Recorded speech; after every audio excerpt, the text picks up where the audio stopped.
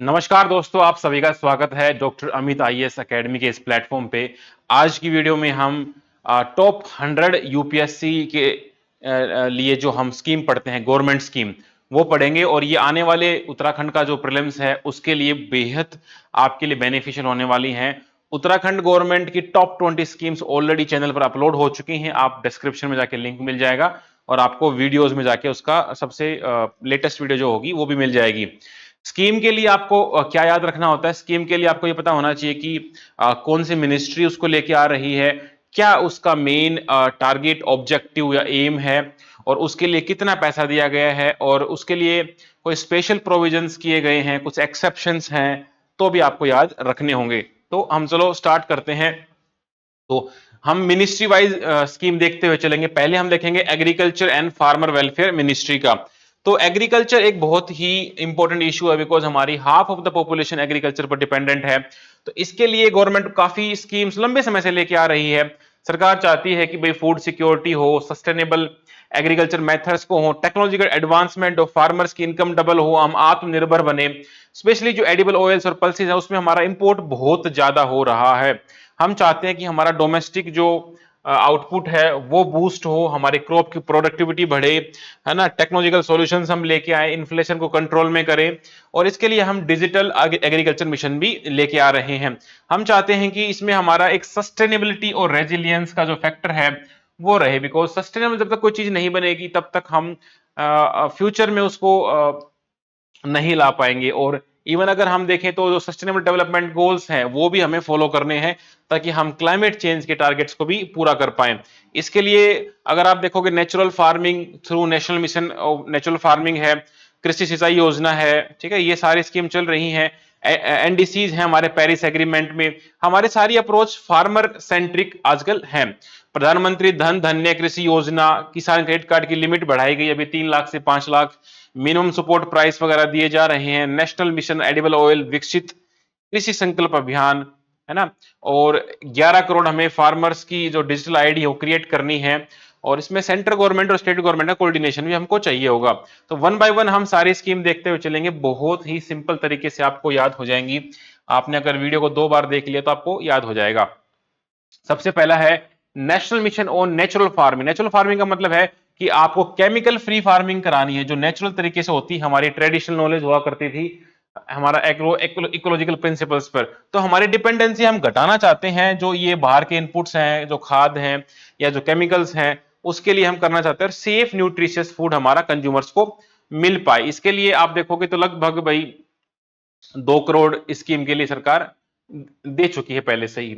National mission on edible oils and oil seeds, तो इसमें हम चाहते हैं कि जो एडिबल ऑयल्स हमको इंपोर्ट करने पड़ते हैं वो कम हो जाए। हमारा जो प्रोडक्शन है 39 मिलियन टन है, और इसको हम आने वाले 5 साल में लगभग 70 मिलियन, मतलब 2 गुना से भी ज्यादा हम इसको करना चाहते हैं। और इसमें हम सेल्फ रिलायंस चाहते हैं, तो इसके लिए 10,000 करोड़ रुपए का भी बजट सरकार ने दिया है। हम चाहते हैं कि इसके ऊपर हमारा जो चैलेंजेस हैं हम फूड सिक्योरिटी को इंश्योर कर पाए।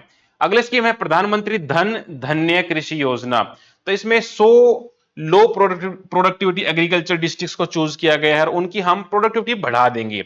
वहां पर हम क्रॉप डाइवर्सिफिकेशन लेके आए, सस्टेनेबल एग्रीकल्चर करें, पोस्ट हार्वेस्ट स्टोरेज है, मान लो कोल्ड स्टोरेज वगैरह है, या उनका ब्लॉक लेवल पर वो हम बनाएंगे। तो ये याद रखना 100 डिस्ट्रिक्ट, इसमें लगभग 1.7 करोड़ फार्मर्स को फायदा होगा। पेपर में डायरेक्टली आपसे पूछा जा सकता है कि आपको ये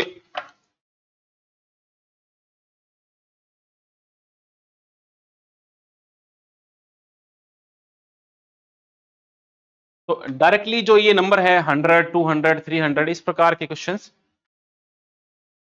पहले भी आए हैं। तो पोस्ट हार्वेस्ट लॉसेज, तो ये which of the following are the points which cover, तो 100 हो गए, पोस्ट हार्वेस्ट हो गया, क्रॉप डाइवर्सिफिकेशन हो गई, सारी चीज आपको होंगी। और जो फार्मर्स का नंबर है एक अप्रोक्सीमेट, मतलब 1.5 1.7 करोड़, ये आपके माइंड में होना चाहिए, ठीक है। अगली स्कीम है डिजिटल एग्रीकल्चर मिशन। तो डिजिटल आपको नाम से पता लग रहा है कि somehow we want to make the things digital, और उसको हम जैसे भी टेक्नोलॉजी के माध्यम से किसान तक पहुंच पाए, उस तक जो इंफॉर्मेशन है वो पहले मिले, या जियो टैगिंग करके हम कुछ करें, सोयल की प्रोफाइल बनाए। इसके लिए एक एग्री स्टैक करके बनाया है, ताकि इसमें हम डिसीजन मेकिंग में उसको हेल्प कर पाए। ऐसे डिजिटल आईडी हम क्रिएट करेंगे तो फार्मर्स को, ताकि वो लोन लेने में इजी हो सके, या मार्केट में जब वो सेल करे या उसके बिहाफ पर वो कुछ जनरेट करे इस प्रकार के रिसिप्ट वगैरह, तो हम फायदा ले पाएंगे। तो हम टेक्नोलॉजी के माध्यम से एग्रीकल्चर को चेंज करना चाहते हैं, मेन हमारा एम यही है, सब कुछ डेटा ड्रिवन हो। Next is AgriSure. एग्रीशोर का मतलब है, इसमें हम स्टार्टअप बनाना चाहते हैं एग्री स्टार्टअप्स में। तो इसके लिए हम क्या करेंगे कि जो यूथ है उसको हम एक अल्टरनेटिव इन्वेस्टमेंट फंड के थ्रू पैसा देना चाहेंगे। और इसकी इंप्लीमेंटिंग एजेंसी आपको याद रखनी पड़ेगी, नाबार्ड। नाबार्ड बहुत ही इंपॉर्टेंट है रूरल डेवलपमेंट में। डायरेक्टली ये पैसा नहीं देता, बट ये इंप्लीमेंट करता है, और ये मोस्टली जो रीजनल रूरल बैंक्स हैं हमारे, उनके थ्रू इंप्लीमेंट करवाता है। तो हम चाहते हैं कि इस प्रकार का एक अल्टरनेटिव इन्वेस्टमेंट फंड बने, और जो फॉरवर्ड बैकवर्ड लिंकेजेस हैं वो जाए।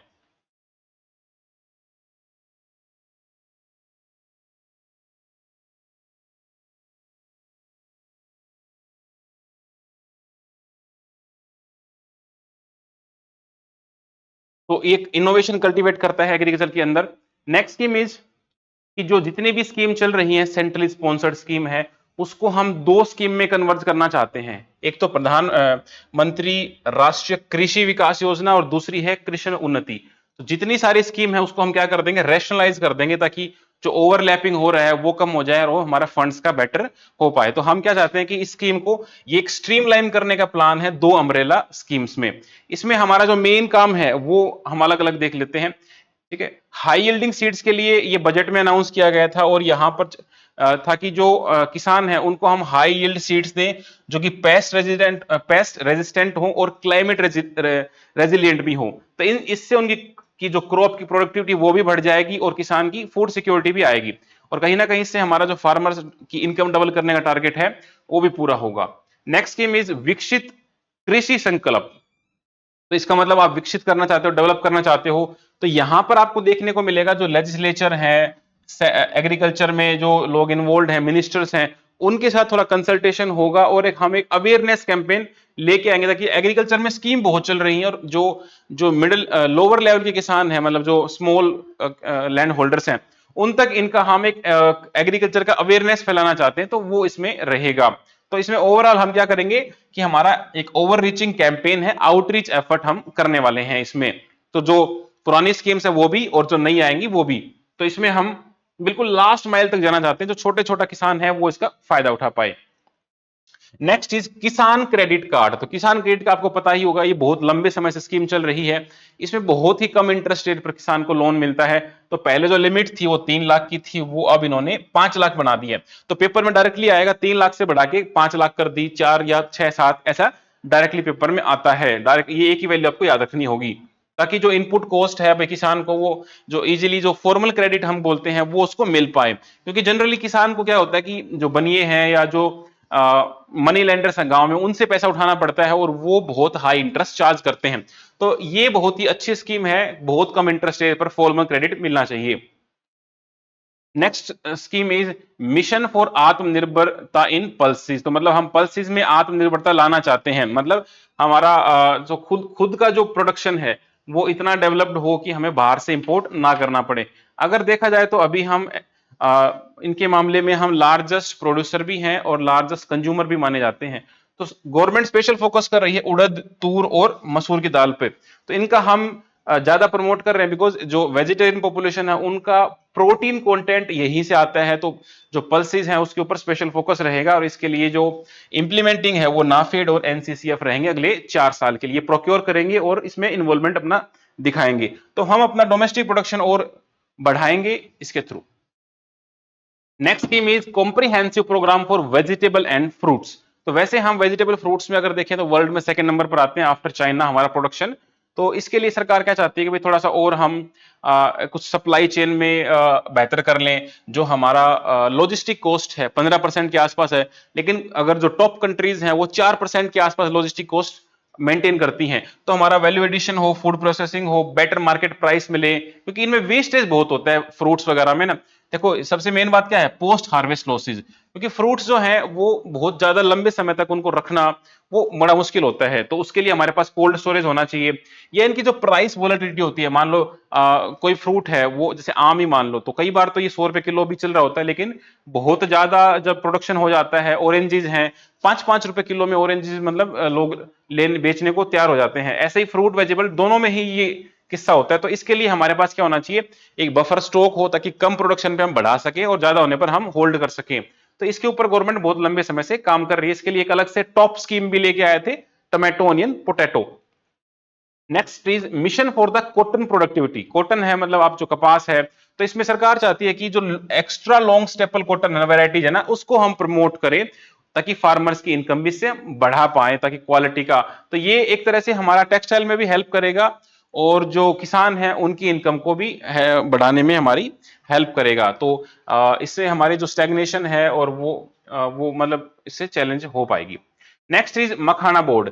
मखाना जो है हमारा, जो ये होता है ना, लोटस सीड्स होते हैं, तो ये इसको यहाँ पूरे इंडिया का 90% प्रोडक्शन बिहार में होता है, और उस पर जीआई टैग वगैरह भी दे रखा है सरकार ने। तो हमारे यूनियन बजट में मखाना बोर्ड, तो सीधी सी बात है, सीधा क्वेश्चन भी आ सकता है कि मखाना बोर्ड कहां बनाया गया है। आज तो 90% प्रोडक्शन बिहार करता है, लेकिन जो टॉप एक्सपोर्टर है मखाना का इंडिया से, वो पंजाब है, क्योंकि बिहार में इतनी सारी फैसिलिटीज नहीं है प्रोसेसिंग के लिए, इसलिए मखाना बोर्ड इसमें काफी कुछ करेगा। तो प्रोडक्शन में, प्रोसेसिंग में, वैल्यू एडिशन में, मार्केटिंग में, इसके ऊपर बहुत काम करने की जरूरत है, क्योंकि प्रोडक्शन होने से ही मार्केट तक माल नहीं पहुंच जाता, उसको प्रोक्योर करना पड़ता है, साफ करना पड़ता है, पैकेजिंग करनी पड़ती है, और जब आप एक्सपोर्ट करते हो तो वहां पर उसकी कुछ कंडीशंस होती हैं। तो इसकी हाई वैल्यू प्रोडक्ट्स है ना, इनको बहुत पोटेंशियल है बिहार में एम्प्लॉयमेंट जनरेट करने के लिए।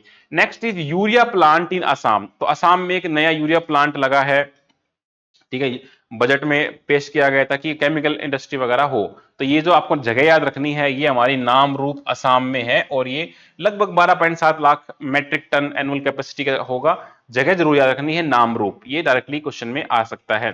ताकि हम प्रोडक्शन क्यों कर रहे हैं, बिकॉज हमारी जो डिपेंडेंसी है इंपोर्ट पर, वो जितने कम हो सके। गवर्नमेंट का कॉन्स्टेंटली फोकस है कि इंपोर्ट्स कम से कम हो, एक्सपोर्ट ज्यादा से ज्यादा हो, तभी तो हम डेवलप बनेंगे। कृषि निवेश पोर्टल, निवेश का मतलब है आपको इन्वेस्ट करना है, तो भाई जितनी भी स्कीम्स हैं अलग अलग, उनको हम स्ट्रीमलाइन करना चाहते हैं, ताकि इजी टू इन्वेस्ट हो जाए और आपके पास इंफॉर्मेशन वगैरह अच्छे से पहुंच जाए। ठीक है भाई, कोई बड़ी स्कीम नहीं है। One time special package for the D ammonium phosphate. जो डैप है, मतलब जो हम यूज करते हैं डी अमोनियम, ये खेती वेती में, तो हम चाहते हैं कि किसान को ना ये अफोर्डेबल रेट पर मिल जाए, बिकॉज किसान को बहुत ज्यादा यूज करना पड़ता है फर्टिलाइजर वगैरह, तो उनको सब्सिडी भी मिल जाए। इसके अलावा जैसे न्यूट्रिएंट बेस्ड सब्सिडी तो मिल ही रही है, लेकिन उसके अलावा जो डैप वगैरह है वो काफी पॉपुलर है। इवन जो माइक्रो न्यूट्रिएंट्स की वाली बात आ रखी है, लिक्विड न्यूट्रिएंट्स आ रखे हैं, उसके ऊपर भी सरकार का विशेषकर फोकस है। ठीक है, चलो अगली मिनिस्ट्री पे आते हैं, ministry of fisheries, animal husbandry and dairying. तो यहां पर सरकार का फोकस क्या है कि भाई हम डेयरी सेक्टर को मॉडर्नाइज करें। आल्दो हमारा डेयरी सेक्टर वर्ल्ड में नंबर 1 है आज के दिन प्रोडक्शन के मामले में, लेकिन अब समय आ गया कि हम उसका जो डेयरी प्रोडक्ट्स हैं, जैसे चॉकलेट हैं और ये चीजें, न्यूजीलैंड ऑस्ट्रेलिया बहुत आगे हमसे, तो हमारा infrastructure development, genetic enhancement, live stock, better market, ये हमारा अभी भी हमको एक्सेस करना है। इवन आप देखोगे तो जो हमारी जो लाइव स्टॉक है, वो उनका जो क्या बोलते हैं, उनका जो जेनेटिक स्ट्रक्चर है वो इस प्रकार से है कि वो बाहर देशों में भी उनको यूज कर रहे हैं। तो हमें जरूरत है कि अपनी जो उनकी वैरायटीज है उसको हम थोड़ा सा और एनहेंस करें, मजबूत करें। जैसे फुट एंड माउथ डिजीज होती है, उसके प्रति रेजिस्टेंट होना चाहिए कुछ ना वैरायटीज को, तो वो अभी नहीं हो पा रही है।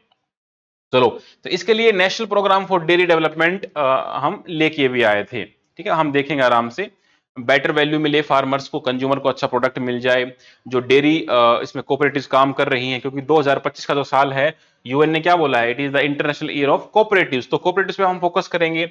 यहां पर जापान हमारी मदद कर रहा है। जापान की एक एजेंसी है, इंटरनेशनल कोऑपरेशन एजेंसी, जिका, तो जिका यहां पर सपोर्ट कर रहा है। तो इसमें पूछा जा सकता है कि कौन सा देश हमारा सपोर्ट कर रहा है डेयरी वाले में। राष्ट्रीय गोकुल मिशन, ये भी 10 साल हो गए हैं, 2015 में शुरू हुआ था, इस साल यूपीएससी प्री में भी क्वेश्चन आया है, तो इसके ऊपर क्वेश्चन आ सकता है। चलो वन बाय वन देखते हैं। Revised national programme for dairy development, मतलब पहले से चल रहा है लेकिन अब हमने कुछ नया किया है। हम चाहते हैं कि जो मिल्क प्रोक्योरमेंट है, प्रोसेसिंग है, कैपेसिटी है, क्वालिटी कंट्रोल है, इसमें हम इंप्रूवमेंट करें और हम 10,000 नई डेयरी कोऑपरेटिव सोसाइटी बनाए। कोऑपरेटिव का मतलब ये है कि गांव गांव में क्या आता है कि जो एनिमल हस्बेंड्री है उसको हम एज ए सेकेंडरी एम्प्लॉयमेंट दें, ताकि कई बार एग्रीकल्चर फेल हो जाता है तो आपको जो एनिमल हस्बेंड्री है वो बचा लेती है, जैसे शॉक एब्जॉर्बर। तो हम ऐसे 10,000 एक्स्ट्रा और बनाएंगे और सरकार भी 1,000 करोड़ का बजट दे रही है इसके लिए, ठीक है। गोकुल मिशन जो है हमारा 2015 का है और इसके लिए और अगेन पैसा लॉन्च किया गया, अभी बजट में दिया गया। तो इसमें हम क्या चाहते हैं कि हमारा जो ब्रीड है उसको हम इंप्रूवमेंट करें और कुछ ऐसे हेफर रेयरिंग सेंटर्स बनाएं और हाई जेनेटिक मेरिट के हम एनिमल तैयार करें। आर्टिफिशियल इंसेमिनेशन नेटवर्क्स हों और वो इसके लिए भी 1,000 करोड़ दिया गया है। तो ये ओवरऑल हमारे मिल्क प्रोडक्शन में ये कंट्रीब्यूट भी करेगा, फार्मर की इनकम भी बढ़ाएगा। Third scheme is fishery development framework focus on the Andaman Nicobar. Andaman Nicobar पे अलग से फोकस है। इस बार सरकार ने 75,000 करोड़ का बजट रखा था एक स्कीम के तहत कि अंडमान निकोबार को पूरा हम डेवलप कर देंगे। तो यहाँ पर स्पेशली इसके लिए भी फोकस है। सस्टेनेबल हार्नेसिंग ऑफ फिशरी है ना, जो हमारा एक्सक्लूसिव इकोनॉमिक जोन है 200 नॉटिकल माइल्स तक, वहां तक हम हाई सीज में भी और फिशरीज को करने की जरूरत है कि फिशरी जो है हमारा जो क्या बोलते हैं ब्लू रेवोल्यूशन है, चाइना इसमें बहुत आगे है तो हम भी इसमें आगे बढ़ना चाहते हैं। इसके लिए हमने मत्स्य संपदा भी योजना भी लॉन्च कर रखी थी फिशरीज की। एक मत्स्य किसान समृद्धि सहाय योजना भी हमने लॉन्च करी है। अब मत्स्य सहाय में क्या है, नाम से पता लग रहा है कि फिशरी सेक्टर की होगी, लेकिन इसमें सहायता किसको मिलेगी, जो माइक्रो और स्मॉल फिशरी एंटरप्राइजेज हैं उनको देंगे, बिकॉज उनके पास रिस्क एबिलिटीज बहुत ही कम होती हैं। ओवरऑल तो हम value chain development fishery aquaculture को देने वाले हैं, बट हमारा स्पेशल फोकस कहां रहेगा, जो माइक्रो स्मॉल फिशरी एंटरप्राइजेज है उसको हम पैसा दें ताकि वो डेवलप हो। जब तक आम दबा हुआ आदमी है, जो लोअर क्लास आदमी है, वो ऊपर नहीं आएगा तो हमारे देश में इक्वालिटी नहीं आ सकती। Next is animal husbandry infrastructure and development fund. तो एक अलग से फंड बना दिया इसमें ना। तो ये फंड क्या करेगा, तो ये सारा फंड जो भी मतलब dairy processing meat processing units हैं उनको ये फाइनेंशियली असिस्टेंस ये देगा और ये ओवरऑल डेयरी और मीट सेक्टर को प्रमोट करने वाला है। तो हम क्या करेंगे, जो एसेंशियल इंफ्रास्ट्रक्चर है एनिमल हस्बेंड्री में सेक्टर में या फिशिंग में उसको हम करें। एक तो वैल्यू एडिशन हो, रिडक्शन ऑफ द वेस्ट हो, इंप्रूविंग मार्केट एक्सेस हो, ये तो हर जगह आएगा। मतलब आपको वेस्ट कम से कम करना है, मार्केट के एक्सेस आपको होना चाहिए, ठीक है। चलो भाई, मिनिस्ट्री ऑफ फाइनेंस में आते हैं। मिनिस्ट्री ऑफ फाइनेंस क्या है कि भाई पैसा वैसा देती है सरकार और वो हमेशा चाहती है कि लोगों को अच्छे से पैसा मिल जाए, लोग टैक्स टाइम से दे दें और जो हमारी इकोनॉमी है वो ग्रो करती रहे। तो इसके लिए हमें क्या करना पड़ता है कि भाई जिसके पास पैसा नहीं है आरबीआई उसको पैसा देती है, नाबार्ड के थ्रू, रीजनल रूरल बैंक के थ्रू इजी क्रेडिट एक्सेस होता है। समय समय पर सरकार चाहती है कि लिटिगेशंस कम हो, तो ऐसे ही विश्वास, ठीक है, विश्वास करके एक स्कीम आई थी, तो वो सारी स्कीम हमारी न्यूज में रहती हैं। तो हम चाहते हैं कि फाइनेंशियल इंक्लूजन आ जाए, सोशल सिक्योरिटी मेजर्स हो, डिजिटल पेमेंट्स हो और ईज ऑफ डूइंग बिजनेस हो। हमारे देश में ईज ऑफ डूइंग बिजनेस बहुत तेजी से बढ़ रहा है। अगर आम आदमी आज के दिन बिजनेस करना चाहे तो बहुत सिंप्लीफाइड हो गया है। सिंगल विंडो क्लियरेंस मिलते हैं, सब कुछ ऑनलाइन हो गया, जीएसटी के ऊपर भी आपको एग्जेप्शन इतने सारे मिलते हैं, ऑनलाइन इतना इजी हो गया है। तो ईज ऑफ डूइंग बिजनेस पे सरकार का विशेष फोकस है। और फाइनेंशियल इंक्लूजन आप देखोगे तो जो लोन है और वो सब बहुत इजीली मिल रहे हैं। सोशल सिक्योरिटी के ऊपर हो गया तो कई सारी स्कीम है, मान लो जनधन योजना है, प्रधानमंत्री सुरक्षा बीमा योजना है, जीवन ज्योति है, अटल पेंशन योजना है, वत्सल्य फॉर माइनर्स है, ये एनपीएस का ही वर्जन है बट छोटे बच्चों का भी कर दिया है अब, 18 से नीचे वालों का भी। बीमा सखी है, मतलब जो एलआईसी के एजेंट्स हैं उनके लिए, या जो हमारे मुद्रा लोन की लिमिट्स है वो भी बढ़ा दी गई है ना, 10 लाख थी जो छोटे वाली तरुण की, वो 20 लाख कर दी गई है। इनको हम डिटेल में देखेंगे आराम से। यूपीआई में कुछ नए फीचर आए हैं, डिजिटल अनेबल्ड मार्केट क्लस्टर्स हैं, चलो काफी सारी स्कीम्स हैं, है ना। और इसके अलावा स्पेशल फोकस भी है हमारा कि हम एफडीआई जो में इन्वेस्टमेंट बढ़ाएं लोगों का। न्यू इनकम टैक्स बिल भी आया था, जन विश्वास बिल भी आया था, ये वन बाय वन हम देखेंगे।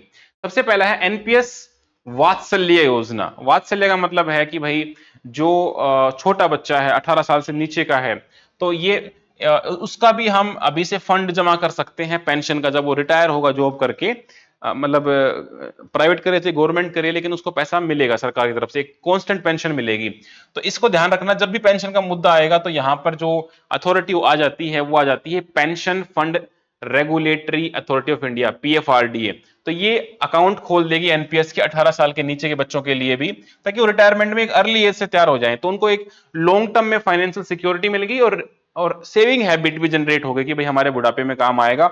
और ये पैसा कंपाउंडिंग जो होता है ना, द पावर ऑफ कंपाउंडिंग, की मतलब 10 के 20, 20 के 30, 30 के 50 ऐसे करके बढ़ता चला जाता है, क्योंकि इंटरेस्ट तो आपको प्रिंसिपल अमाउंट पर ही मिलता है। इंटरेस्ट बड़ा, प्रिंसिपल अमाउंट बड़ा होता जाएगा।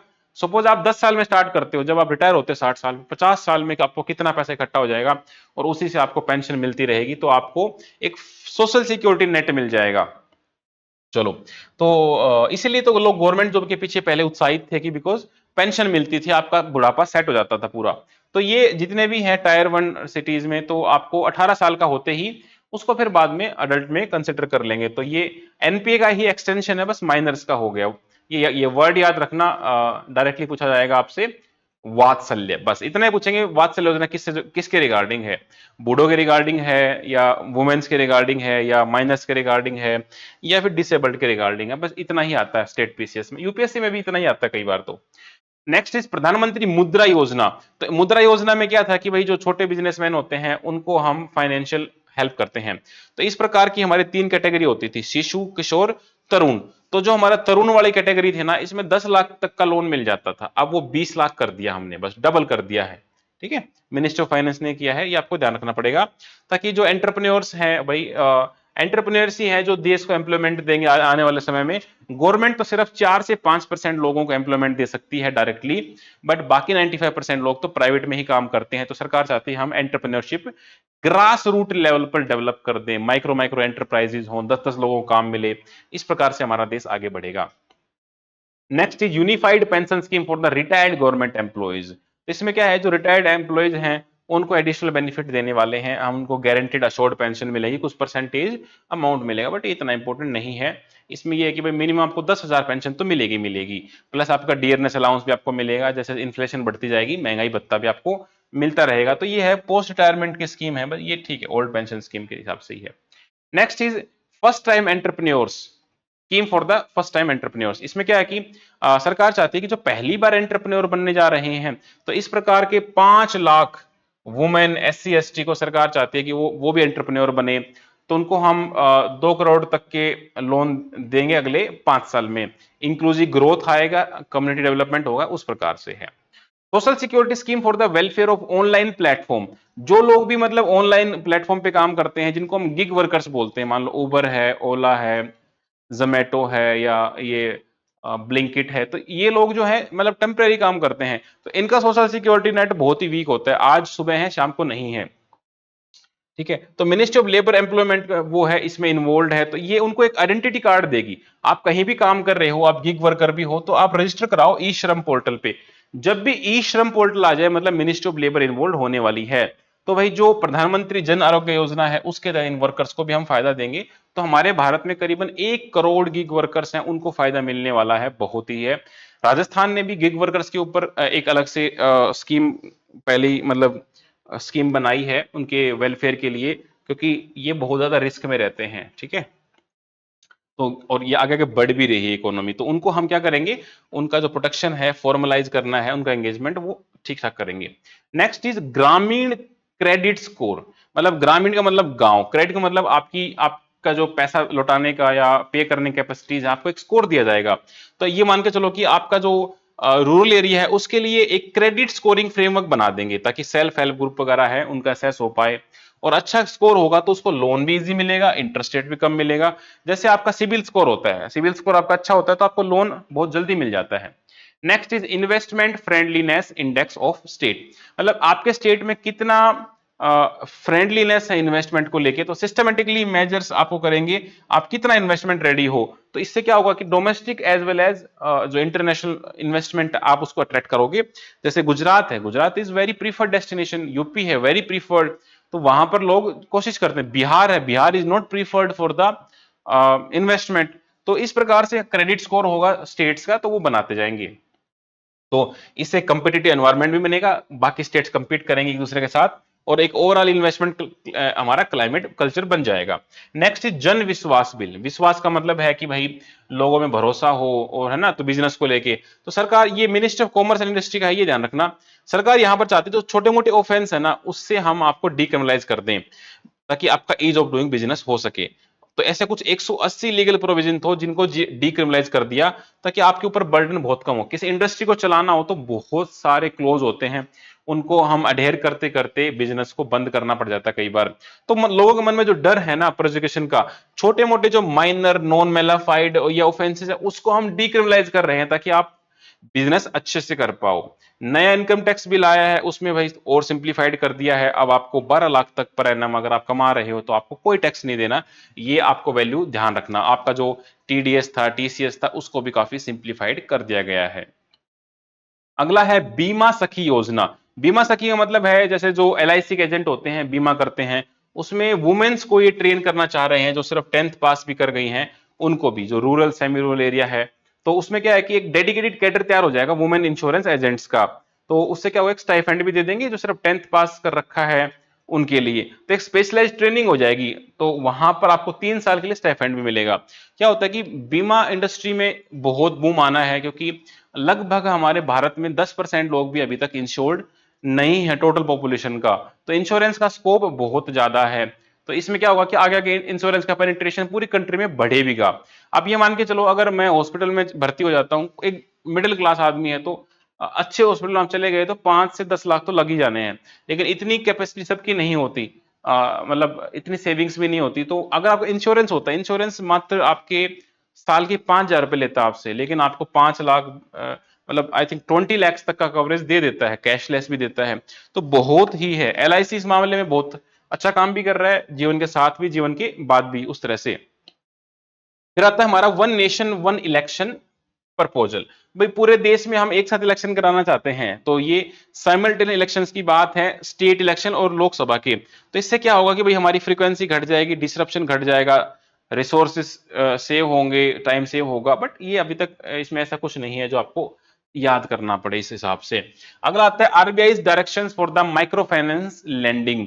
तो आरबीआई ने एक यूनिफॉर्म रेगुलेटरी प्लेटफॉर्म बनाया है। जितने भी माइक्रो फाइनेंस लेंडर्स हैं, मान लो एनबीएफसीज हैं, एमएफआईज है, बैंक है, स्मॉल फाइनेंस बैंक है, स्मॉल स्मॉल जो लोन करते हैं, उनके लिए हमारे पास ऐसे कुछ यूनिफॉर्म गाइडलाइंस हैं और वार्निंग्स भी होंगी, तो मतलब प्राइस वगैरह हो।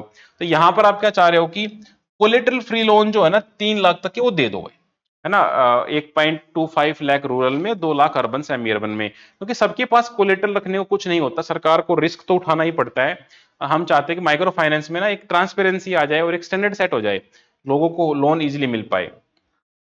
मिनिस्ट्री ऑफ एजुकेशन में आप जाओगे तो वहां पर भाई नेशनल एजुकेशन पॉलिसी हमारी आई है। इसके अलावा पीएम श्री है, पीएम उषा है, भारतीय भाषा पुस्तक स्कीम है, कई सारी स्कीम चल रही हैं। लोकल लैंग्वेज में हम पढ़ाना चाहते हैं, निपुण भारत मिशन है, FLNAT है, परख है, ठीक है, परख हो गया, उल्लास प्रोग्राम हो गया, वन नेशन वन स्कीम हो गया, सब्सक्रिप्शन ये बहुत इंपॉर्टेंट है। सरकार बहुत सारे जर्नल्स का फ्री में सब्सक्रिप्शन लेके लोगों को देना चाहती है, सरकार उसका बियर करेगी पैसा, बट जितनी भी गवर्नमेंट यूनिवर्सिटीज है सबको फ्री में उसका सब्सक्रिप्शन मिल पाएगा। सेंटर ऑफ एक्सीलेंस एआई में सरकार बनाना चाह रही है, वन बाय वन देखते हैं। पहला है पीएम उषा, प्रधानमंत्री उच्चतर शिक्षा। उच्चतर शिक्षा का मतलब है हायर एजुकेशन की बात हो रही है। इससे पहले रूसा होता था, उसका ही ये नया वर्जन है। सरकार यहां पर कुछ 13,000 करोड़ देना दे रही है, और इसमें हम क्या करेंगे, जो हायर एजुकेशन है ना उसके इंफ्रास्ट्रक्चर को और अपग्रेड कर देंगे, उनके एक्रेडिटेशन को एनहेंस कर देंगे, मल्टी डिसिप्लिन एजुकेशन हम देंगे रिसर्च के मामले में, और इक्विटी एक्सीलेंस हम लेके आए, डिस्टेंस लर्निंग को प्रमोट करें। तो काइंड ऑफ ये ओवरऑल जितनी भी चीज हो सकती है हायर एजुकेशन में, उन सबको प्रमोट करने के लिए हमारा ये होने वाला है, और ये एनईपी से अलाइन करेगा। Number 2, PM Shri. तो PM school for the rising India योजना। इसमें हम क्या करना चाहते हैं कि जो एग्जिस्टिंग गवर्नमेंट स्कूल है ना, उनको हम एग्जाम्पल और बेहतर बना दें, मतलब प्राइवेट जो फैसिलिटीज आज के दिन मिलती हैं वो यहां पर मिल पाए, आपकी क्वालिटी एजुकेशन हो, 21st सेंचुरी की स्किल्स आपको मिले, experimental inquiry driven learner centric ये सारी चीज हो, बेस्ट प्रैक्टिसेस हो, लर्निंग एड, ये सारी चीज होनी चाहिए, मतलब ठीक है। तो ये सरकार चाहती है कि हम बेस्ट से बेस्ट दे पाए, और जो national education policy, new education policy हमारी आई है उससे अलाइन हो। और पीएम श्री क्या है कि जो शिफ्ट है एजुकेशन में उसको जल्दी कर देगी, कैटलिस्ट बन जाएगी। इसके अलावा हमारा एक निपुण है और एक एफएलएनटी है। निपुण का मतलब ये है कि national initiative for proficiency reading with understanding and numeracy, और एफएलएनईटी क्या है, mission and foundation literacy and numeracy assessment. इसमें असेसमेंट हो जाएगा, बस इतना ही फर्क आएगा। पहला देखते हैं, हमारे निपुण को देखते हैं। निपुण में क्या होगा कि जो हर बच्चा है वो फाउंडेशनल लिटरेसी ले ले अंटिल एट वो तीसरे ग्रेड में पहुंचे, तीसरे ग्रेड में पहुंचे तब तक, मतलब बेसिक बेसिक वो पढ़ना लिखना वो सीख जाए तीसरी ग्रेड तक। तो high quality diversified student teacher resource आपको मिलेंगे, ठीक है, और आपको इसमें रीडिंग राइटिंग न्यूमरेसी तीनों चीज आपको देखनी पड़ेंगी। तो हम चाहते हैं कि जो लर्निंग गैप्स उसको हम कवर कर लें। अब परख है किसी चीज को परखना, मतलब उसका असेसमेंट करना। तो ये हमारा किसी का असेसमेंट हो गया, मतलब performance assessment review and analysis of knowledge for holistic development, PARAKH Rashtriya Sarvekshan. तो इसमें हम क्या करेंगे, we want to establish norm standards guidelines for student assessment evolution for all recognised school boards and guide state achievement surveys. तो परख जो होगा ये assess करने का काम आएगा, बस इतना आपको ध्यान रखना है। आपकी फाउंडेशनल प्रिपरेटरी सारी चीजों को ये परख करके रख देगा, ठीक है, बस होलिस्टिक होगा बहुत ज्यादा। वन नेशन वन सब्सक्रिप्शन, इसमें सरकार क्या चाहती है कि बहुत सारे महंगे महंगे जो जर्नल्स हैं और रिसर्च आर्टिकल्स हैं वो आपके पास पैसे नहीं है उनको सब्सक्रिप्शन लेके पढ़ने के लिए, तो सरकार क्या करेगी, खुद सब्सक्रिप्शन लेके और कंट्री वाइड एक्सेस दे देगी इंटरनेशनल जो बेस्ट स्कॉलर्स रिसर्च आर्टिकल्स हैं। तो गवर्नमेंट के जितने भी हायर एजुकेशन इंस्टीट्यूशंस हैं या सेंट्रल गवर्नमेंट के R&D इंस्टीट्यूशन है, यहाँ पर आपको मिलेगा। ये ध्यान रखना, पेपर में क्वेश्चन आया भी था, गुजरात में आया था अभी, गुजरात पीसीएस में, कि ऑल की जगह ना, मतलब ऑल प्राइवेट भी लिख रखा था, प्राइवेट वाला को नहीं मिलेगा, सरकार जो सरकारी इंस्टीट्यूशन है उसको ये मिलेगा। ये बहुत बढ़िया होने वाला है। हम चाहते हैं कि विकसित भारत हो 2047 तक। एक तो 2047 याद रखना, विकसित भारत का सपना है हमारा, 100 साल पूरे हो जाएंगे। और एक याद रखना 2070 जब हम जीरो कार्बन बन जाएंगे, नेट जीरो कार्बन। भारतीय भाषा पुस्तक, भारतीय भाषा का मतलब है हम जो अपने इंडिजिनियस लैंग्वेजेज हैं, हमारी जो ओरिजिनल इंडियन लैंग्वेजेज हैं, बाई शेड्यूल लैंग्वेज, उसमें हमारी सारी टेक्स्ट बुक पब्लिश हो, उसके लिए सरकार पैसा दे रही है। तो हमारी पढ़ाई मदर टंग में हो या रीजनल में हो, उसके लिए ये है, ठीक है, रीजनल लिंग्विस्टिक डाइवर्सिटी के लिए। अगला है हमारा आईआईटी इंफ्रास्ट्रक्चर बूस्ट। तो इसमें हम क्या चाहते हैं कि हमने और नए 5 आईआईटी बनाना चाह रहे हैं, लगभग 12,000 करोड़ के आसपास हम पैसा दे रहे हैं। तो 5 नई और आईआईटी बनेंगी, तिरुपति, पलक्कड़, भिलई, जम्मू एंड धारवाड़। तो अब ये मान के चलो कि अब है ना, इतने स्टूडेंट की कैपेसिटी थी हमारे पास 7,111, अब हम लगभग 13,687 स्टूडेंट्स को आईआईटी में पढ़ा पाएंगे। तो पूरे भारत में याद रखना 23 आईआईटी हैं, ये 5 मिला के अभी फिलहाल। इसके बाद एनआईटी वगैरह भी आती है। चलो भाई, नेक्स्ट है centre of excellence in AI for education. तो हम चाहते हैं कि भाई एआई का यूज करें, तो सेंटर ऑफ एक्सीलेंस हम बनाना चाहते हैं, लोगों की जो लर्निंग है बच्चों की वो एक्सपीरियंस बेस्ड हो और बहुत अच्छा असेसमेंट में काम भी आए। तो हम आर्टिफिशियल इंटेलिजेंस का यूज करना चाहते हैं, तो इसमें बहुत जनरल सा पॉइंट है, बहुत ज्यादा नहीं रहेगा। Next is national means cum merit scholarship scheme. तो भाई मेरिट है, स्कॉलरशिप है, सीधी सी बात है, जो मेरिट के बच्चे होंगे उनको हम सेंटर की तरफ से पैसा मिलने वाला है। तो that is centre sector scheme, या 100% पैसा सरकार देती है। जहां पर भी सेंटर सेक्टर लिखा आ जाए इसका मतलब है 100% सरकार, यूनियन गवर्नमेंट फंड कर रही है, सेंट्रल गवर्नमेंट। अगर सेंट्रली स्पॉन्सर्ड आ जाए इसका मतलब स्पॉन्सर कर रही है, तो कुछ पैसा सरकार देगी, स्टेट सेंट्रल गवर्नमेंट कुछ स्टेट गवर्नमेंट देगी, इस प्रकार से। तो हम क्या करेंगे, जो स्कॉलरशिप्स हैं वो हम मेरिटोरियस स्टूडेंट को दे देंगे, जो स्पेशली इकोनॉमिक वीकर जोन से हैं, सबको नहीं देंगे, इनको देंगे, क्योंकि बहुत ज्यादा ड्रॉप आउट्स रेट जो है वो कम करने के लिए, 8वीं तक बच्चे कम ना हो, तो इसके लिए 1 लाख बच्चों को ये दी जाएगी। 12,000 पर आना, मतलब 9वीं क्लास के बच्चे जो हैं उनको हम महीने के 1,000 रुपए देंगे अगर वो स्कूल में कंटिन्यू करता है तो। और इससे ये भी देखा गया है कि बच्चों की जो एनरोलमेंट्स हैं या प्रेजेंस है वो बढ़ गई है, इसमें हमारे अच्छे रिजल्ट्स भी हैं। ठीक है, समग्र शिक्षा, समग्र शिक्षा ये एक सेंट्रल स्पॉन्सर्ड है। समग्र का मतलब है इंटीग्रेटेड, इसमें जितनी भी स्कीम आती थी उनको सबको इंटीग्रेट कर लिया गया था। तो ये इसका जो टेन्योर था 2021 से 26 तक बढ़ा दिया गया है, और ये एनईपी से अलाइन भी करती है। तो इसमें हम प्री स्कूल से लेके 12वीं तक सब कुछ हमने कवर कर लिया, और ये एनईपी और आरटीई को इंप्लीमेंट भी करता हुआ है। तो भाई इसमें हम फाइनेंशियल असिस्टेंस देंगे, ICT lab, smart classroom, digital board, virtual classroom, उसके लिए हम पैसा देने वाले हैं। तो इससे पहले जो चल रहे थे ना, सर्व शिक्षा अभियान, राष्ट्रीय माध्यमिक शिक्षा, टीचर, इन सबको इसने समग्र शिक्षा में ले लिया है, इंक्लूड कर लिया है, सबस्यूम कर लिया है। अगली स्कीम है उल्लास, नव भारत साक्षरता कार्यक्रम। साक्षरता का मतलब है लिटरेसी, तो हम क्या चाहते हैं, न्यू इंडिया लिटरेसी प्रोग्राम है, हम भारत में लिटरेसी बढ़ाना चाहते हैं। ये भी सेंट्रल स्पॉन्सर्ड स्कीम है और इसमें हम जो फाउंडेशन लिटरेसी न्यूमरेसी है उसको बढ़ाना चाहते हैं। तो जितने भी नॉन लिटरेट्स हैं 15 या उसके ऊपर के, उसको हम ये फाउंडेशन लिटरेसी देना चाहते हैं, एम्पावर हो, वो रीडिंग राइटिंग न्यूमरेसी स्किल में एम्पावर हो, तो मीनिंगफुली अपना जीवन जी पाए। Next ministry, ministry of health and family welfare.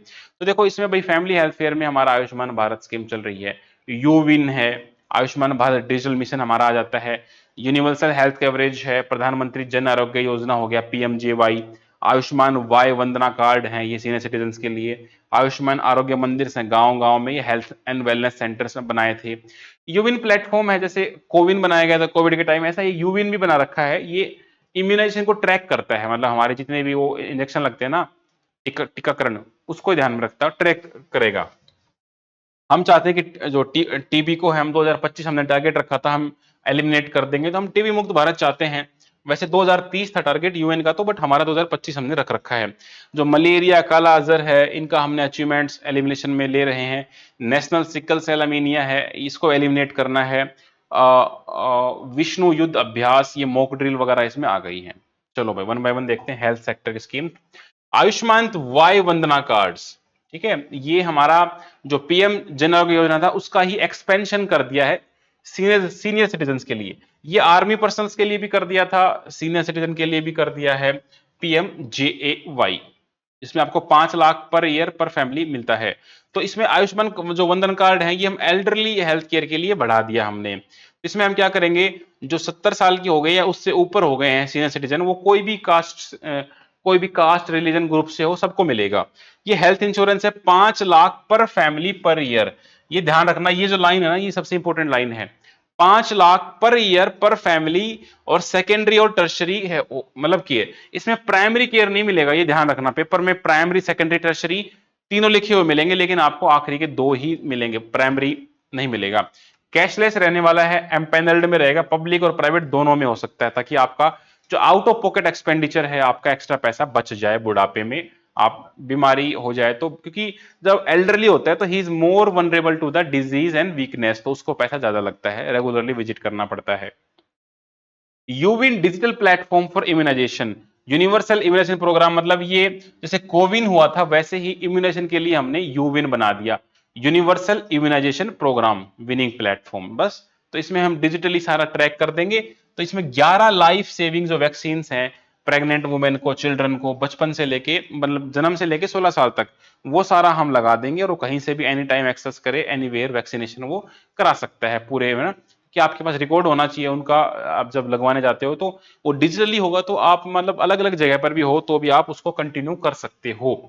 ठीक है, तो हम सारा डिजिटलाइज करने वाले हैं इसको इसको इम्यून प्रोग्राम को। टीबी मुक्त भारत, इसमें क्या है कि हमने 2025 टारगेट रख रखा है कि हम टीबी से मुक्त कर देंगे भारत को, है ना। तो इसके लिए हम क्या करने वाले हैं कि हम 100 डेज का एक इंटेंसिफाइड कैंपेन चला रहे हैं, नेशनल टीबी एलिमिनेशन प्रोग्राम के अंडर में ही चल रहा है। तो ये अभी वर्ल्ड टीबी डे के दौरान इसमें काफी फोकस हुआ था, क्योंकि वर्ल्ड टीबी डे आता है 24 मार्च को, उस दौरान ये काफी इंटेंसिफाइड हो गया था।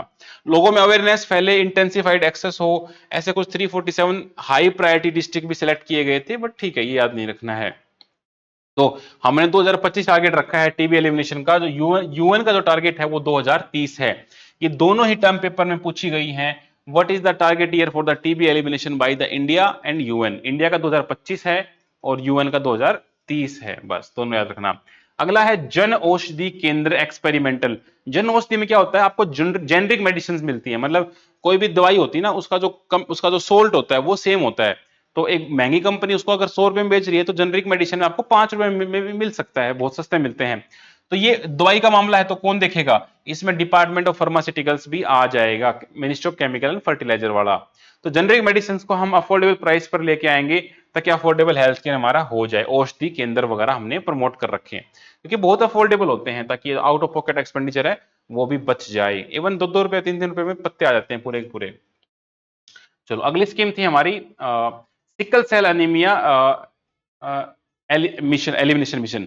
तो इसको हम एलिमिनेट करना चाहते हैं, बिकॉज जो सिकल सेल वाला होता है उसमें क्या होता है कि जो आरबीसी होती है वो गोल ना होके ऐसे ऐसे मतलब आर्च टाइप की बन जाती हैं, तो वो आपको प्रॉब्लम करती है बार बार। और ये 0 से 40 के बीच में जो ट्राइबल लोग है ना, वहां पर ये ज्यादा देखी गई, ट्राइबल्स में ज्यादा है, वैसे बाहर भी है, लेकिन हमने इसका ये रखा है कि हम इसको एलिमिनेट कर देंगे 2047 तक। ये हमने टारगेट रखा है। 0 से 40 के बीच में ज्यादा इफेक्ट होते हैं, लगभग 7 करोड़ लोग हैं, इसका टारगेट ट्राइबल्स में ज्यादा है, बस ये आपको ध्यान रखना है, क्योंकि डिसप्रोपोर्शनली वो ज्यादा अफेक्टेड हो रखे हैं, उनको हमें ज्यादा ध्यान रखना है। फिर हमारा एमएसएमई की स्कीम आती है, मतलब माइक्रो स्मॉल मीडियम एंटरप्राइज। तो इसमें हम, क्योंकि ये जो लोग हैं मैक्सिमम जो हमारा एम्प्लॉयमेंट है यहीं से आता है इंडस्ट्रीज में, ये हमारे भारत के एक्सपोर्ट में 40% तक कंट्रीब्यूट कर देते हैं।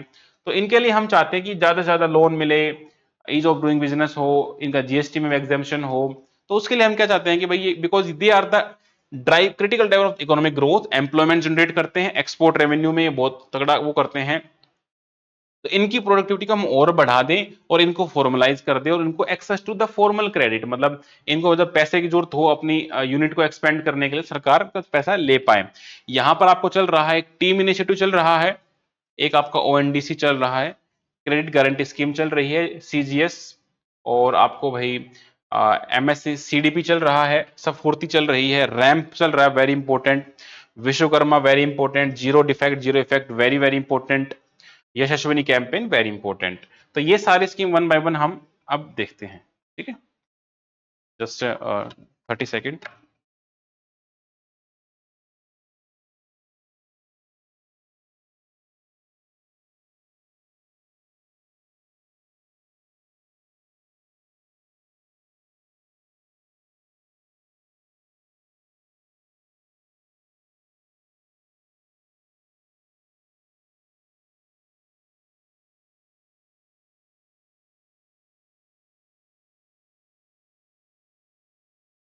पहले हमारी स्कीम देखते हैं जो कि है MSME trade enablement and marketing, मतलब एमएसएमई टीम इनिशिएटिव। तो टीम का मतलब क्या है कि ट्रेड अनेबलमेंट एंड मार्केटिंग। तो ये रैंप स्कीम की ही सब स्कीम है, और इसको इंप्लीमेंट करने वाला कौन है? National small industries corporation, NSIC. इसका मेन काम ये है कि जो ई कॉमर्स अडॉप्शन है वो एमएसएमई में थोड़ा सा प्रमोट हो, और हमारा डिजिटल पब्लिक इंफ्रास्ट्रक्चर है वो प्रमोट हो इसके थ्रू, ठीक है। स्पेशल फोकस हमारा वुमेन पर रहने वाला है, क्योंकि हम चाहते हैं कि भाई वुमेन का एम्पावरमेंट हो, और ओवरऑल आप देखोगे तो आप 5 लाख एमएसएमई को टारगेट करने वाले हो इसमें से। तो हम इंटीग्रेट करना चाहते हैं नेशनल इकोनॉमी के साथ इनको बस। अगला है हमारा special scheme for the micro enterprises.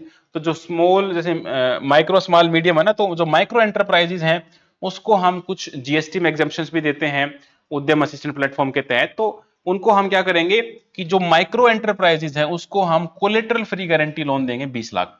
Collateral का मतलब है आपके पास कुछ गिरवी रखने के लिए होना चाहिए, जमीन, सोना या ऐसा कुछ। तो विदाउट कोलेटरल ये आपको 20 लाख तक का लोन देंगे, ठीक है, access to the formal credit. तो हमारा टारगेट क्या होगा कि माइक्रो स्मॉल जो माइक्रो एंटरप्राइज उसको मिले, और उनको विदाउट प्राइमरी सिक्योरिटी भी आप ले पाओ, तो उनकी ग्रोथ, उनकी सस्टेनेबिलिटी, उनका इंटीग्रेशन होना चाहिए।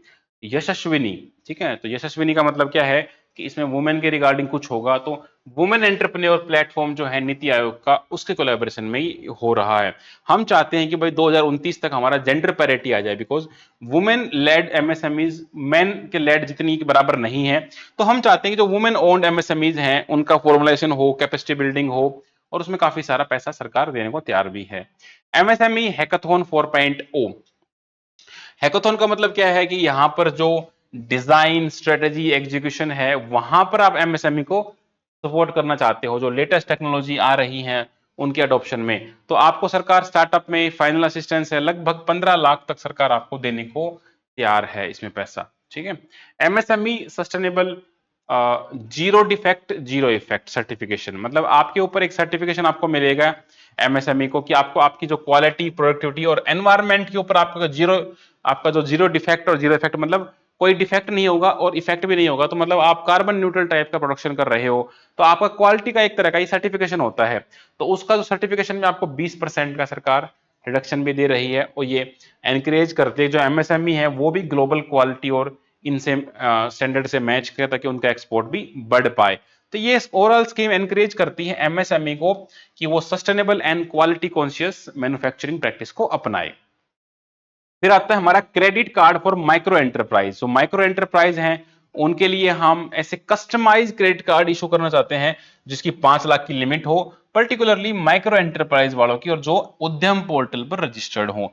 इससे क्या होगा कि आपको एक्सेस मिल जाएगा, जो आपका वर्किंग कैपिटल है वो आपको मिल जाता है, बिकॉज क्रेडिट कार्ड में आपको पैसा पहले ही मिल जाता है, आपको बाद में बिल भरना पड़ता है। तो ये भी सरकार का एक अच्छा स्कीम है। Raising and accelerating MSME productivity ramp scheme. इसमें क्या है कि विशेष फीचर क्या है कि यहां पर वर्ल्ड बैंक सपोर्ट कर रहा है। तो बहुत कम स्कीम ऐसी होती है जहां पर वर्ल्ड बैंक आके सपोर्ट करता है, तो ये आपको याद होनी चाहिए। इसमें हम क्या करेंगे कि जो डिजिटलाइजेशन है, इनोवेशन है, टेक्नोलॉजी है, वो हम देंगे, और एमएसएमई का जो मार्केट का एक्सेस है वो हम बढ़ाना चाहते हैं। ठीक है, और इसमें वर्ल्ड बैंक का सिस्टम तो रहेगा। अगला है पीएम विश्वकर्मा स्कीम। तो विश्वकर्मा आपको पता होगा, विश्वकर्मा कौन थे? He was the great architect, तो है ना। तो वो हम उसको ध्यान में रखते हुए, तो हम क्या करेंगे, जो आर्टिसंस क्राफ्ट पर्सन है ना, उनको हम होलिस्टिक सपोर्ट देना चाहते हैं। भाई जो भी क्राफ्ट पर्सन है, तो उनको हम स्किल दे दें, ट्रेनिंग दे दें, कुछ मॉडर्न टूल किट दे दें, ताकि वो अपना पैसा और बना पाए। तो आर्टिस्टों को भी डेवलप करना बहुत जरूरी है। हमारे रिच हेरिटेज भी है, बहुत सारी हमारी आर्ट ऐसी हैं जो फैमिली से फैमिली ट्रांसफर होती थी, बट अब वो लुप्त होती जा रही हैं। तो इसलिए सरकार इसके ऊपर काफी फोकस भी कर रही है। फिर हम आते हैं मोटा, मिनिस्ट्री ऑफ ट्राइबल अफेयर्स। तो मिनिस्ट्री ऑफ ट्राइबल अफेयर्स में हमारा फोकस रहेगा एक तो पीवीटीजी पर। हमारे भारत में 75 पीवीटीजी हैं, उनकी एजुकेशन, उनकी हेल्थ, उनका एम्प्लॉयमेंट, ये हमारी फर्स्ट प्रायोरिटी पे रहने वाला है। इसके लिए ऑलरेडी काफी स्कीम चल रही हैं। पीएम जनमन स्कीम है, धरती आबा जनजातीय ग्राम उत्कर्ष है, ठीक है। और इसके अलावा आप देखोगे तो एकलव्य मॉडल एजेंसी स्कूल खोल रखे हैं, प्रधानमंत्री जनजातीय विकास योजना है, venture capital for the scheduled tribe हमारा हो गया, sickle cell anaemia, anaemia elimination आपको जो बताया था ये अलग से चल रहा है। तो ये सारी स्कीम इनके लिए चल रहा है। इनके लिए आप देखो ट्राइफेड भी काम करता है ट्राइबल्स के लिए। तो अलग अलग स्कीम्स हैं। पहला देखते हैं धरती आबा जनजातीय ग्राम उत्कर्ष अभियान। तो इसमें ये सरकार ने, हमारे ऑनरेबल प्राइम मिनिस्टर ने लॉन्च किया हजारीबाग झारखंड से। इसमें हम क्या चाहते हैं कि अवेयरनेस फैले, बेनिफिट सेचुरेशन कैंप वगैरह हो, ये उसके लिए बनाया गया था।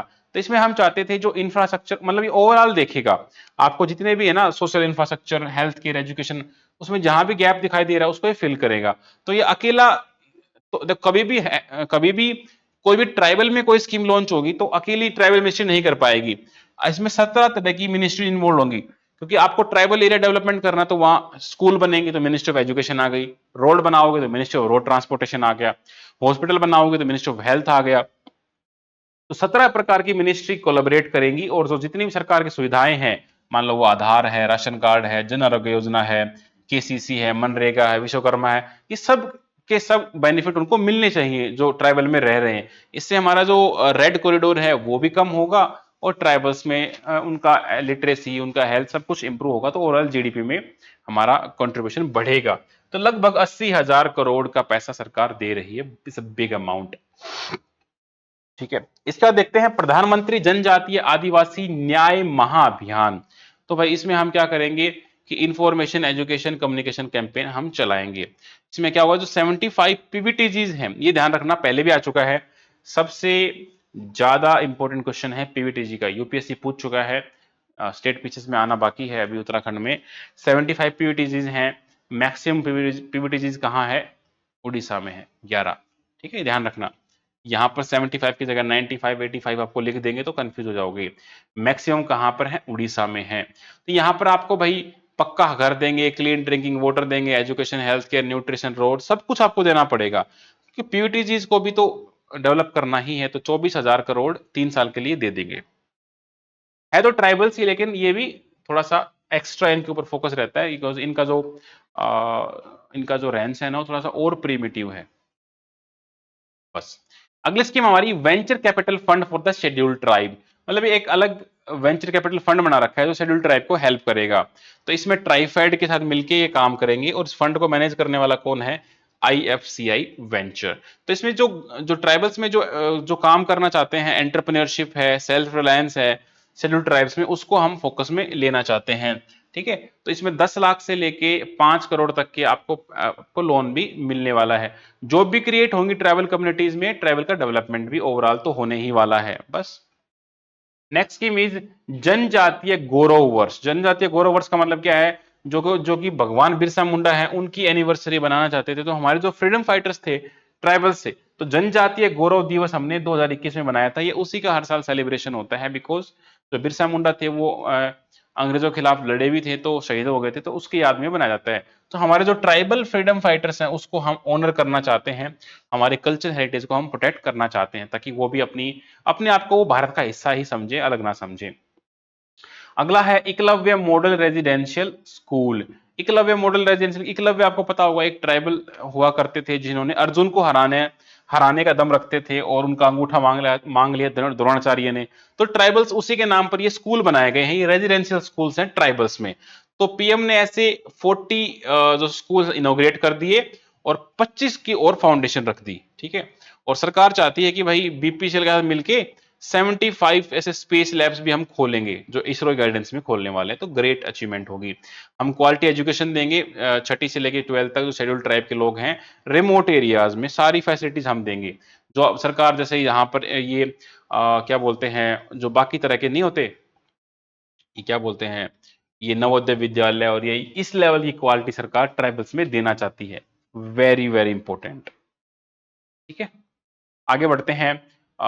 इसमें क्वालिटी एजुकेशन हो गया। अगली स्कीम हमारी मिनिस्ट्री है, ministry of new and renewable energy. तो भाई रिन्यूएबल एनर्जी का मतलब है ऐसी एनर्जी जिसको आप बार बार रिन्यू कर पाओ, जैसे विंड हो गया, सोलर हो गया, हाइड्रो हो गया, जियो अर्थ हो गया।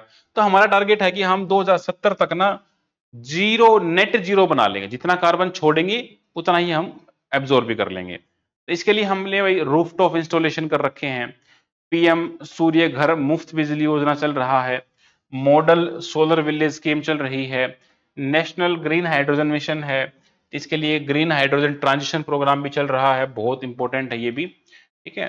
डोमेस्टिक कैपेसिटी हम बनाएंगे, और इसके लिए अलग से आपने एक वायबिलिटी गैप फंडिंग भी।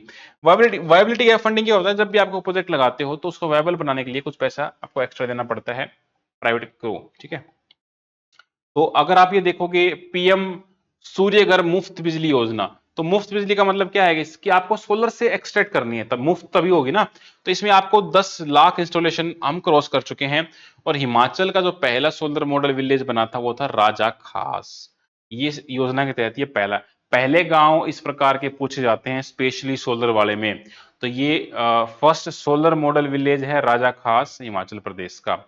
1 करोड़ हाउस होल्ड के ऊपर हमारा टारगेट है कि हम सोलर पैनल लगा देंगे, और भाई लगभग 300 यूनिट फ्री इलेक्ट्रिसिटी आप उससे यूज कर पाओगे। आपको सरकार सब्सिडी भी देती है, 30,000 से लेके 78,000 तक आपको रूफटॉप के लिए मिल जाएगा। आप कितना इंस्टॉल करते हो ये उसके बेस पे होता है। तो इस प्रकार का सरकार काफी दे रही है। ये तो बहुत इजीली आपने आपके आसपास भी आपने लिया भी होगा गांव में अगर आप रहते हो तो। National green hydrogen mission. Green hydrogen क्या होता है, हाइड्रोजन मतलब जब जो हमारा वाटर होता है उसमें हाइड्रोजन और ऑक्सीजन के एटम्स को अलग करना होता है, ताकि हम उसको एज ए एनर्जी यूज कर पाए हाइड्रोजन को। लेकिन जब आप ये अलग करने वाला प्रोसेस जो है, जब आप रिन्यूएबल एनर्जी का यूज करके करते हो, तो आपको हम ग्रीन हाइड्रोजन बोल देते हैं, ठीक है। तो इसके लिए लगभग कुछ 20,000, सॉरी इसमें एक डिजिट कट गया है, कुछ ये 2,000 करोड़ के आसपास यहाँ पर पैसा दिया गया है ग्रीन हाइड्रोजन, ठीक है। 2030 तक हमारा टारगेट है कि हम 5 ये मिलियन मेट्रिक टन वगैरह हम प्रोड्यूस करना चाहते हैं, ताकि हमारा जो फॉसिल फ्यूल्स हैं भाई पेट्रोल डीजल, इनके ऊपर हमारा डिपेंडेंस कम भी हो जाए, और हमारा जो जितने भी सेक्टर हैं वो डीकार्बोनाइज हो जाए, बिकॉज बहुत सारा फ्यूल बर्न होता है। इस प्रकार से 6 लाख नई जॉब क्रिएट हो जाएंगी, और 8 लाख करोड़ के आसपास हम चाहते हैं कि इन्वेस्टमेंट भी 2030 तक हमारा आ जाए। फिर हमारा आता है पीएम जनमन। जनमन का मतलब क्या है, new solar powered scheme for particularly vulnerable tribal groups, ठीक है, उनके लिए है जनमन स्कीम। तो ये न्यू सोलर पावर्ड स्कीम है पर्टिकुलरली वनरेबल ट्राइबल ग्रुप्स के लिए।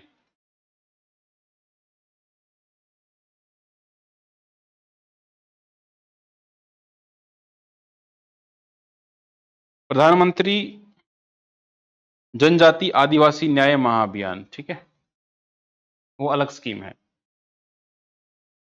जनमन मतलब ट्राइबल वाले ही है। इसमें इसमें सोलर इसमें जो कंपोनेंट है ना, कि जो पीवीटीजीज हैं उनके लिए बेसिकली, लेकिन यहाँ पर आपको इलेक्ट्रीफाई करना है, ये उसी का पार्ट है। दोनों मिलकर कोलैबोरेट कर रही हैं ऑफ ग्रिड वाले में। वायबिलिटी क्या है फंडिंग में, क्या है कि जो आपकी ऑफशोर विंड एनर्जी प्रोजेक्ट्स लगाओगे वहां पर आप इस तरह का फाइनेंशियल सपोर्ट देके ताकि वो वायबल हो पाए। तो इसमें हमारा जो पोर्ट इंफ्रास्ट्रक्चर है वो अपग्रेड करना होगा। ऑफशोर विंड प्रोजेक्ट्स के लिए आपको लॉजिस्टिक्स चाहिए, बट ठीक है, इसमें कुछ ऐसा कुछ नहीं है जो आपको प्री में ज्यादा पूछा है, मेंस में काम आ सकता है, इंटर में काम आ सकता है। फिर हमारा आता है नेशनल बायोमास प्रोग्राम। तो बायोमास मतलब जब आप जो बायो वेस्ट है आप उससे बनाते हो, तो आपका जो एग्रीकल्चर रेजिड्यू है, गोबर है, फसल है, उससे आप बायोमास यूज कर लेते हो। तो यहां पर आपको सेंट्रल फाइनेंशियल असिस्टेंस आपको मिलेगा ताकि आपकी स्टबल बर्निंग कम हो जाए या आपको रूरल एम्प्लॉयमेंट भी मिले। भाई बायोमास गैस के प्लांट भी लगाते हैं तो आपको जॉब तो मिलती है ना, क्लीन एनर्जी आपकी निकल के आती है, इस प्रकार से काम होगा। तो you want to make biomass pellet manufacturing more attractive, ठीक है। Ministry of electronics and information technology, जो मेटी हमारे मिनिस्ट्री है, उसकी अगर हम स्कीम देखें, इसका मेन काम क्या रहता है कि भाई इलेक्ट्रॉनिक्स है या आईटी है, उसमें इसका काम रहता है। जैसे आप देखोगे इलेक्ट्रॉनिक्स कंपोनेंट मैन्युफैक्चरिंग स्कीम है, डोमेस्टिक वैल्यू एडिशन है, तो ये सारी इनका एआई कोष उसका हो गया। तो इसकी स्कीम देखते हैं वन बाय वन, यहाँ ज्यादा स्कीम्स नहीं है, मोटी मोटी स्कीम्स आपकी कवर हो चुकी हैं। इलेक्ट्रॉनिक्स कंपोनेंट मैन्युफैक्चरिंग स्कीम, इस स्कीम के तहत क्या करना चाहते हैं, जो हमारा डोमेस्टिक इलेक्ट्रॉनिक्स कंपोनेंट है उसको हम बढ़ाना चाहते हैं, और जो लार्ज ग्लोबल डोमेस्टिक इन्वेस्टमेंट है वो भारत में बुलाना चाहते हैं। तो हम क्या करेंगे, जो इंडियन कंपनीज है उसको हम ग्लोबल वैल्यू चेन के साथ कनेक्ट करना चाहते हैं ताकि हमारा उनके कंपटीशन भी हो और हमें कुछ सीखने को मिले। तो ये सब असेंबलीज, कैपिटल इक्विपमेंट वगैरह सारा इसमें कवर होगा। हम आत्मनिर्भर बनना चाहते हैं, ओवरऑल तो बात यही है। मिनिस्ट्री ऑफ हैवी इंडस्ट्रीज, तो मिनिस्ट्री ऑफ हैवी इंडस्ट्रीज में क्या है कि we want to strengthen the our culture of domestic automotive manufacturing ecosystem, ये उसके ऊपर है। तो हम मेक इन इंडिया का भी पार्ट मान सकते हैं। इसमें हमारी एक फेमस स्कीम आई थी, फेम स्कीम। ये फेम स्कीम अभी 2.0 भी आ चुकी है। तो ये ध्यान रखना, जो हमारे इलेक्ट्रॉनिक्स इलेक्ट्रिक व्हीकल्स हैं, तो उसके लिए ये माना जाता है, तो उसमें काम करता है। इलेक्ट्रिक मोबिलिटी में ये ध्यान रखना, वेरी वेरी इंपॉर्टेंट है। फेम इज आपको डायरेक्ट पेपर में आ सकता है, FAME is related to which sector, तो it is related to the electric mobility, renewable energy की तरफ, ठीक है। फिर इसका एक छोटा इसका सब स्कीम है, scheme to promote manufacturing of electric passenger cars in the India, ये उसके रिगार्डिंग हो जाएगा, बट इतना आपको याद रखने की जरूरत नहीं है। फिर आता है हमारा electric mobility promotion scheme. Electric mobility मतलब हम इलेक्ट्रिक व्हीकल्स को ही प्रमोट करेंगे, जो टू व्हीलर, थ्री व्हीलर्स हैं। तो we want to accelerate the adoption of the electric two wheelers. आप अपने आसपास आप देखते होंगे कि बहुत सारी इलेक्ट्रिक गाड़ी आ रही हैं, तो जो टू व्हीलर है या थ्री व्हीलर है उसको करेगा, मान लो ई रिक्शा, ई कार्ट्स हैं, तो काइंड ऑफ ग्रीन मोबिलिटी की तरफ ये बढ़ना चाहता है। तो we want to emphasise on the affordable and eco friendly public transportation choices. It was introduced to maintain the momentum of EV adoption, to reduce the fossil fuel reliance and vehicular pollution. तो इसका अगर हम एक और scheme देखें, तो scheme to promote manufacturing of electric passenger car in India. चलो, तो इसमें हमारा स्पेशल फोकस किस पे होगा, इलेक्ट्रिक व्हीकल्स पे। तो we want to do this. तो जो कंप्लीटली जो हमारे इंडिया में बिल्ड हुई है उसके बारे में फोकस करेगा। ओवरऑल टारगेट हमारा यही रहेगा, नेट जीरो गोल, जो 2070 का हमने पकड़ रखा है, वो गोल हम अचीव करना चाहते हैं। मिनिस्ट्री ऑफ स्किल है, तो ये हम चाहते हैं कि जो हमारा विकसित भारत बनेगा 2047 में, ये उसके ऊपर काम करे। इसका मेन काम एक ही होता है कि लोगों को स्किल देना है, ठीक है। तो जो हमारे स्किल शॉर्टेजेज है ना, वो बहुत दिक्कत दे रही है कि हमारे पास काम की कमी नहीं है, बट हमारे पास स्किल नहीं है। तो we want to do the skill in electronics, automotive, renewable, हर सेक्टर में। इसके लिए हमारा स्किल इंडिया मिशन भी चल रहा है। तो हम क्या करेंगे, जो हमारे आईटीआईज हैं, इंडस्ट्रियल ट्रेनिंग यूनिट्स, मतलब यहाँ पर आप 10th के बाद 1 साल का डिप्लोमा कर सकते हो, तो इसको अपग्रेड करने की बात चल रही है। और कुछ हमारे नेशनल सेंटर ऑफ ऐसे एक्सीलेंस 5 और हम सेटअप करना चाहेंगे इस फील्ड में, ताकि वो हमारा लोगों को स्किल मिल पाए। तो हमारे 1000 के आसपास जो गवर्नमेंट आईटीआई है उसको हम अपग्रेड कर देंगे, और 5 नए नेशनल सेंटर ऑफ एक्सीलेंस हम स्किल सेक्टर में बनाना चाहते हैं। तो अगले 5 साल में हम 20 लाख युवाओं को स्किल देना चाहते हैं, और उनका जो स्किल देने वाले लोग हैं, ट्रेनर्स हैं, उनकी भी ट्रेनिंग कराएंगे ताकि वो भी नई स्कीम को दे पाए। तो यहां पर सरकार ने भाई 60,000 करोड़ का पैसा दे दिया है, और यहां पर आप देखोगे वर्ल्ड बैंक और जो एशियन डेवलपमेंट बैंक है, ये भी इन्वॉल्व है। तो ये बहुत इंपॉर्टेंट स्कीम हो जाती है। अगली स्कीम है national centre for excellence for skilling. आपको स्किल ही देना है, तो बात सेम ही होगी। आपने 5 नए एक्सीलेंस सेंटर बना दिए, और यूथ को हम स्किल देना चाहते हैं, ताकि make for India, make for the world, इसमें अगर स्किल होगी तो वो बाहर भी जा सकते हैं। चलो, अब मैं आती मिनिस्ट्री ऑफ जल शक्ति। इसका मेन काम क्या होता है, हमेशा कि वाटर सिक्योरिटी, सैनिटेशन, रिवर रिजुनेशन या water harvesting, ground water recharge, इस प्रकार ये स्कीम काम करती है। तो इसका एक फीचर ये भी है, ओपन डेफिकेशन फ्री, मतलब खुले में शौच से मुक्त कराना चाहते हैं। स्वच्छ भारत मिशन भी ग्रामीण वाला जो पोर्शन है उसको देखता है। तो ये बहुत ध्यान से आपको देखना है, क्योंकि जो जल शक्ति वाली जो स्कीम होती है ना, ये जो मिनिस्ट्री ऑफ रूरल डेवलपमेंट है उसके साथ मैच खाती है। यहाँ आपको स्कीम थोड़ा सा ध्यान से देखना पड़ेगा। स्वच्छ सर्वेक्षण ग्रामीण, ये मिनिस्ट्री ऑफ जल शक्ति का है। तो इसमें क्या है कि जो गांव में जो रूरल सैनिटेशन है उसको हम असेस करना चाहते हैं, और हम चाहते हैं कि जो ओपन डेफिकेशन प्लस हमने अचीव किया है उसको हम सस्टेन भी कर पाए। भारत मिशन जो ग्रामीण जो है स्वच्छ भारत का, उसका फेज 2 है, उसको भी हम अचीव करना चाहते हैं। तो कितने जगह पर सैनिटेशन का जो इंफ्रास्ट्रक्चर है वो काम कर रहा है, उसको असेस करना चाहते हैं। मोबाइल के थ्रू या एप्लीकेशन थ्रू आपका ये गैदर भी करेंगे। अगला है हमारा modernisation of command area development and water management. तो ये वैसे ओवरऑल प्रधानमंत्री जो कृषि सिंचाई योजना है उसका सब पार्ट है, लेकिन मिनिस्ट्री ऑफ जल शक्ति के तहत ये चलता है। इसका मेन काम ये है कि आपको वाटर का जो यूज है उसकी एफिशिएंसी बढ़ानी है। कैसे बढ़ाओगे? मान लो कि आप ड्रिप इरिगेशन लेके आ जाओ, है ना, तो उस प्रकार से आप नदियों को बांध बनाओ, उस पानी का यूज करो, चेक डैम्स बनाओ छोटे छोटे, वो काम ये करते हैं। तो इसका मेन काम क्या है? पर क्रॉप मोड्रो, मतलब वही ड्रिप इरिगेशन वाली बात आ गई ना, जो आपको बताना चाह रहा था मैं। Water resource census application and portal, तो मिनिस्ट्री ऑफ जल शक्ति का है। तो ये फैसिलिटेट करती है better planning, monitoring and management को। ठीक है, तो it support evidence based policy making for water conservation and allocation. तो इसमें web based reservoir storage monitoring system भी आपका होने वाला है। ठीक है, जल शक्ति देखिए कि इसमें अगेन, तो देखो रिजर्वोयर की मतलब है, तो इसमें कितने हमारे पास जो रिजर्वोयर्स हैं उसमें पानी कितना है उसका ये ऑलमोस्ट रियल टाइम मॉनिटरिंग कर देगा, ताकि हमें पता रहे कि हमारे रिजर्वोयर्स में कितना स्टोरेज है। तो उसी हिसाब से हम फिर अपने डिसीजन ले पाए। मान लो irrigation, drinking water supply, flood control, ज्यादा पानी है, कम पानी है, तो ये बहुत अच्छा स्कीम है रिजर्वोयर स्टोरेज मॉनिटरिंग। तो आप नाम से भी गैस कर पाओगे बहुत सारी स्कीम्स को। तो ड्रॉट, फ्लड, ये हर जगह आपको काम देगी। अगला है जल जीवन मिशन। तो ये 2019 का है। इसमें ये था कि भाई आपको घर पे आपको पानी पहुंचाना है। तो लगभग जो 12 करोड़ लोग हैं रूरल हाउस होल्ड, उनको टैप वाटर कनेक्शन मिल चुके हैं जनवरी 2027 तक, 2025 तक। तो ये उसी के पीछे था। तो अब उसको सेफ ड्रिंकिंग जो आपको जो मिल गया है, अब उसको अपग्रेड करना है आपको ना। अब आप क्या करोगे भाई, थोड़ा प्लानिंग में और जो बाकी चीजें आप उसमें कम्युनिटी का लोगे, तो ये रूरल वाटर और जो सैनिटेशन है उसकी तरफ ही काम करता है।